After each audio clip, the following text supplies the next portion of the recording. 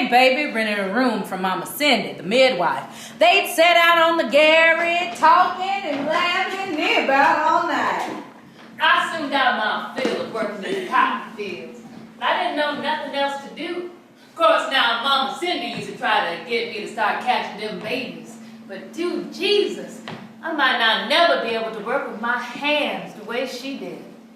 Aunt Baby started picking up a little money from here and there. The townsfolk was really talking about her. She was able, after a little while, to leave Mama Cindy's and move into her own shotgun house. The white women soon found out that Aunt Baby could iron a crease in pants so that they stood straight up, even when nobody was wearing them. I soon put out my mind the things I was thinking about catching babies.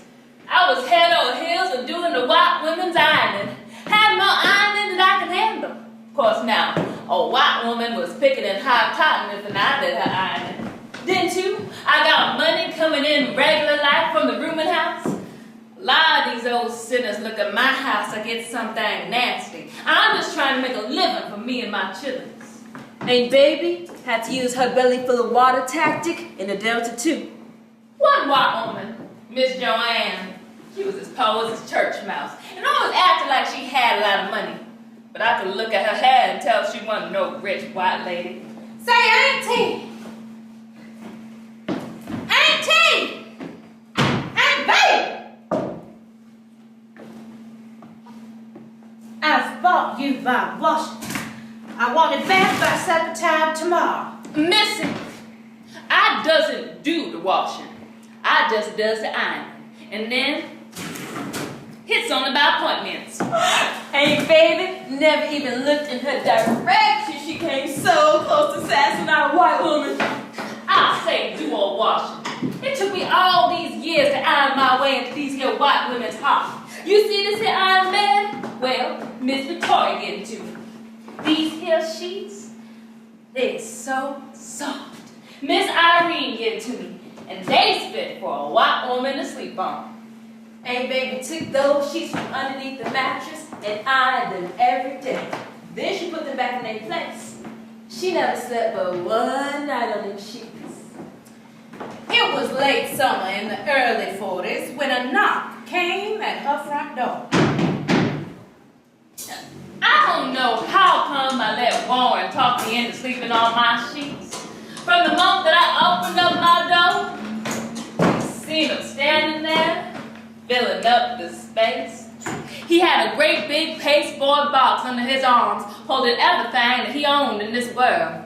Hey, baby, can I stay with you till I get some of my fruits? Course now I can't turn him away from my door because we be from Quito. I didn't look left nor right on my way to talk with my white folks about getting Warren a job. I got him a good job too. He didn't have to do no heavy lifting and he could work outdoor in the yard away from the sight of white folks. Warren was a hard worker and the white folks liked him. He got so he would cry over a bruised bud. He could talk with the magnolia tree and laugh with the 5 o'clocks. One day, Warren's white folks gave him a bunch of small plants. I don't know how come I did it. I reached down underneath my mattress, took out my sheets, and made the bed with him. I was sitting kind of candy corner on the bed when Warren walked in the door. He was sure enough filling up the space. And he had something wrapped in wet newspaper in his hands. He gave it to me. It was a bunch of them little petunias plants. He got to be real familiar with Aunt Baby that night. Us lay side by side on the iron bed and made plans to plant the little petunias in our little plot on the side of the house. They created me that night.